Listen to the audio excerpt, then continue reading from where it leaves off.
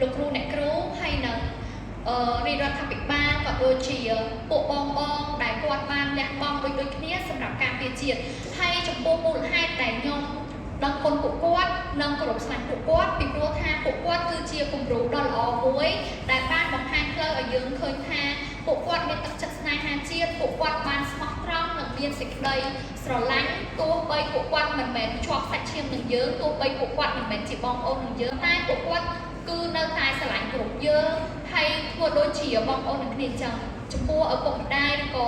លោកគ្រូអ្នកគ្រូវិញគាត់ភាគច្រើនតែងតែព្យាយាមធ្វើការអស់ពីសមត្ថភាពបញ្ចេញ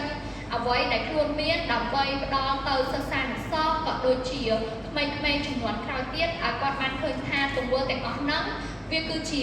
ភាពមួយដែលយើងត្រូវការជាចាំបាច់ដើម្បីចែករំលែកគ្នាពីមួយចំនួនទៅមួយចំនួនចាអរគុណមែនតើបងខ្ញុំអរគុណប៉ុណ្ណឹងសូមអរគុណ